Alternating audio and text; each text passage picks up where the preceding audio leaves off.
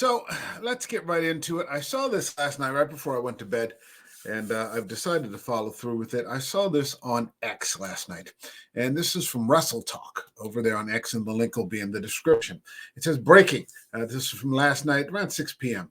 As reported by Tim Marchman, Brandon Thurston, and John Pollock for Front Office Sports in the Vince McMahon lawsuit, the following are the identities of the unnamed quote-unquote corporate officers. Corporate Officer 1, Nick Khan. Corporate Officer 2, Brad Blum. Corporate Officer 3, Stephanie McMahon.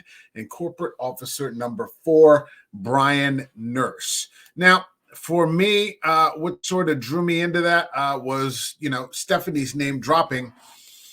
And I've talked about for a while now as to whether or not, she knew. And generally what I read in the comments is that most people believe that.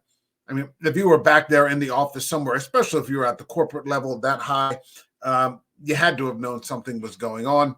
But let's get into it. I'm actually going to go to the article. So this is from Front Office Sports. And this is a bit of a lengthy article. I'll put the link to this in the description. I don't know if I'll read the whole thing, but it says WWE President Nick Khan, COO Brad Blum revealed as key figures in Vince McMahon sex trafficking suit.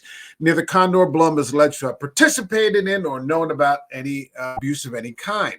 As central to the suit, former WWE exec Stephanie McMahon, who is described as knowing of other instances of her father engaging in inappropriate sexual conduct. So this is from today, updated today, about 90 minutes ago. WWE President Nick Khan and CEO Brad Blum are the men identified as corporate officers number 1 and 2 in the lawsuit by Janelle Grant. And filed in January in federal court against the company, former chair Vince McMahon, and former talent relations exec John Laurinaitis. The suit claims that Khan and Blum, whose names have not previously been reported, were instrumental to a scheme in which the plaintiff, a woman named Janelle Grant, was employed, quote, in a completely unidentified role, except for the understanding that she remained a sexual slave to be used and trafficked by McMahon within the WWE. End quote. Unlike McMahon and Laurinaitis, the two are not personally accused of sexual misconduct or violence. Rather, the suit claims that they and others facilitated and covered up exploitation in ways that made WWE liable under federal anti-trafficking law. Khan, a deal maker and former CAA executive who earned a reputation as one of the most powerful men in sports media through negotiating billion-dollar deals for clients like the SEC and WWE before joining the latter as president in 2020, is now the top person in control of the sprawling empire it took McMahon a lifetime to build. He reports to TKO president Mark Shapiro and ultimately answers to legendary Hollywood power broker Ari Emanuel, who took over as chair of WWE's parent company TKO after McMahon resigned in January following the filing of the suit. WWE takes Ms. Grant's allegations very seriously and has no tolerance for any physical abuse or unwanted sexual contact, any physical contact, a WWE spokesman said in a statement. Neither Nick Khan nor Brad Blum, prior to the lawsuit filed on January 25, were aware of any allegation by Ms. Grant that she was the victim of abuse or unwanted physical conduct, nor does the complaint allege that either had knowledge of such. McMahon has said the allegations in the lawsuit are baseless, and he intends to vigorously defend himself.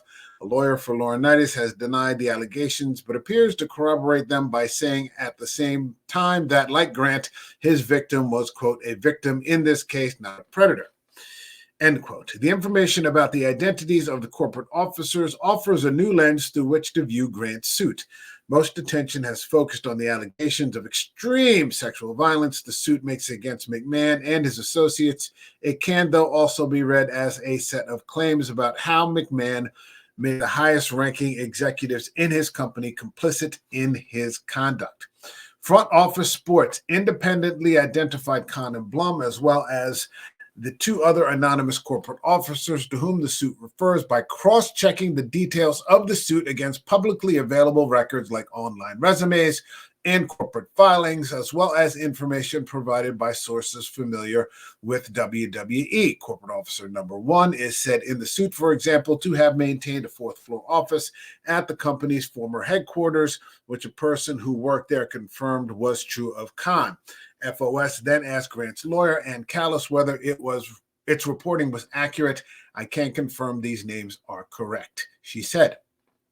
The suit says that McMahon groomed Grant while she was grieving the death of her parents and had hired her into a fake job within the company's legal department in May 2019. Subsequent to that, she says she was subject to, quote, extreme cruelty and degradation, end quote, including McMahon. You can read that yourself. And he and Laurinaitis raping her in the WWE offices, with the abuse only ending in 2022. This left her, according to the suit, quote, crippled both physically and mentally, including from debilitating symptoms of post-traumatic stress disorder and suicidal ideation, end quote. McMahon presented Blum and Khan. And you know what I'm thinking of while I'm reading this? I'm thinking of that Spike Lee movie, He Got Game, where Denzel Washington is this guy who's released from prison on some sort of furlough if he can convince his son, who he's completely estranged from because he murdered their mother or committed manslaughter, accidentally killed the boy's mother, into joining some particular NBA. He's going to go to the NBA, and he wants him to go to some college, or I can't remember if he's going to join the NBA or the NCAA. But one of the things that they use to bribe him to get him to go a certain way is they get him like 2 porn stars.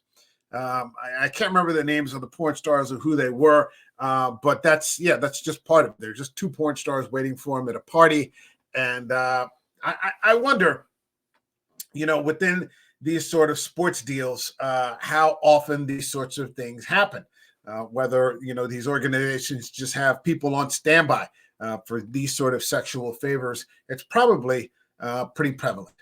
McMahon presented Blum and Khan after his hiring in August 2020 to Grant as his key fixers.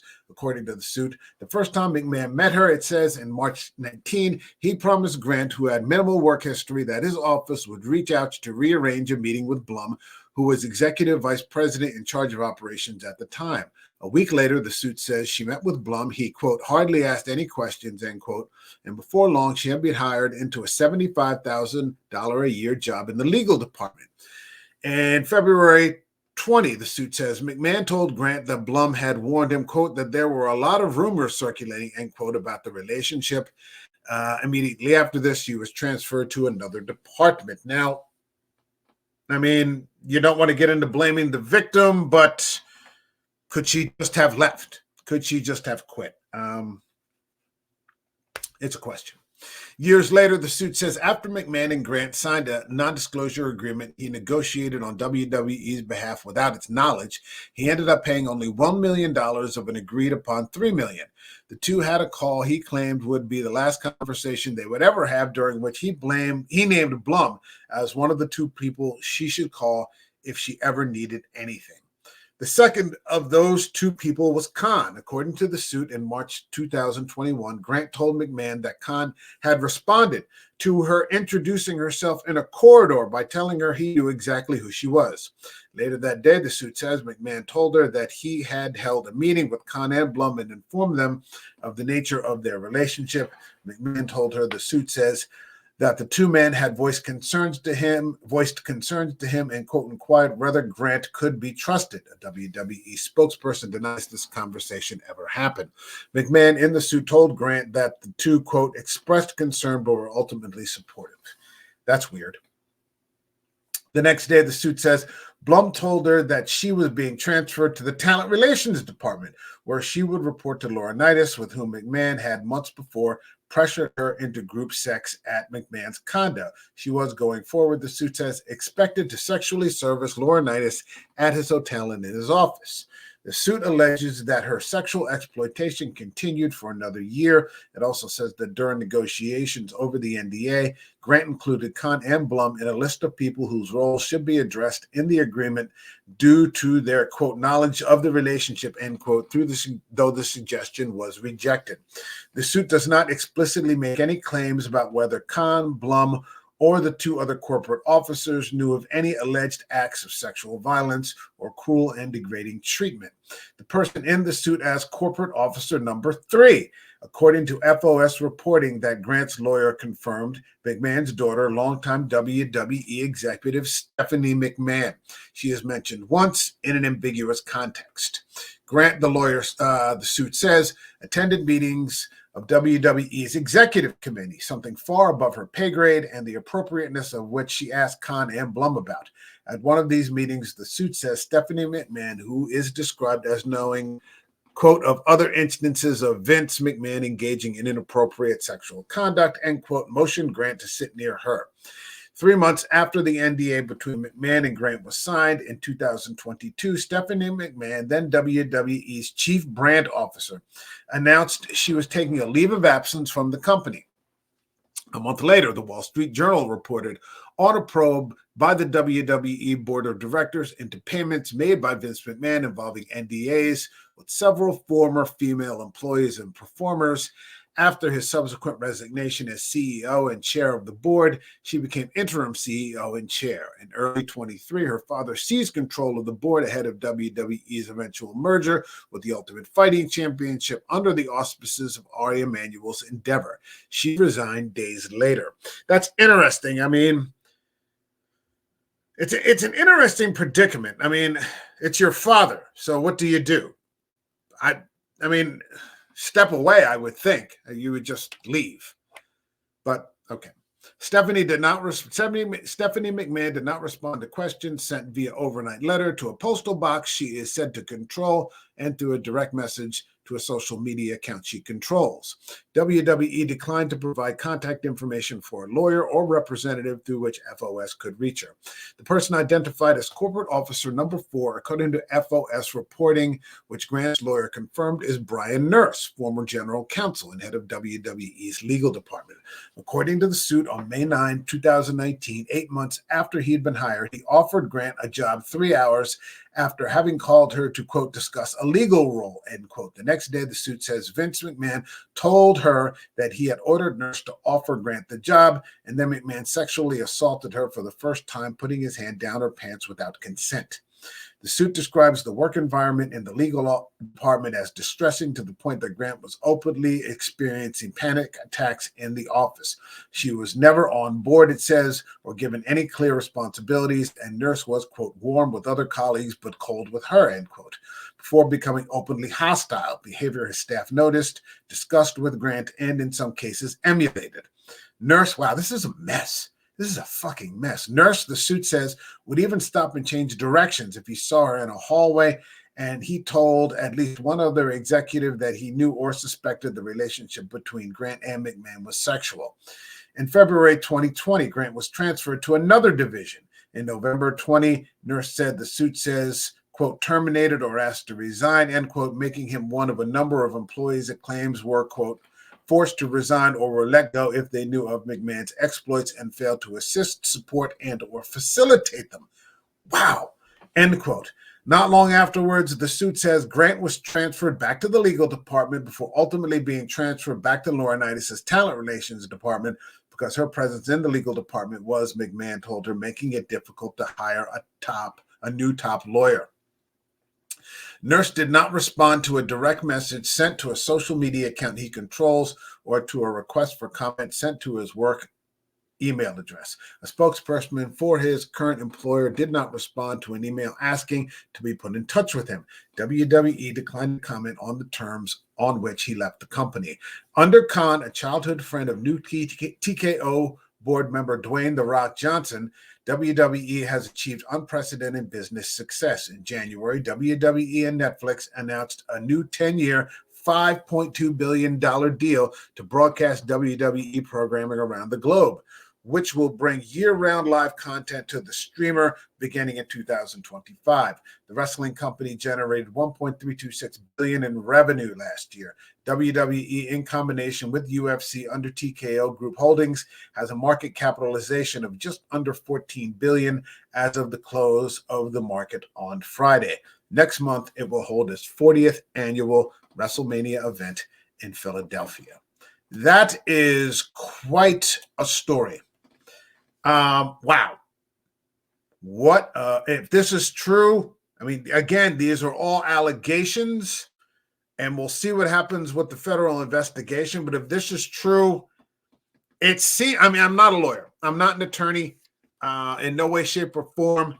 There seems to be some illegality here.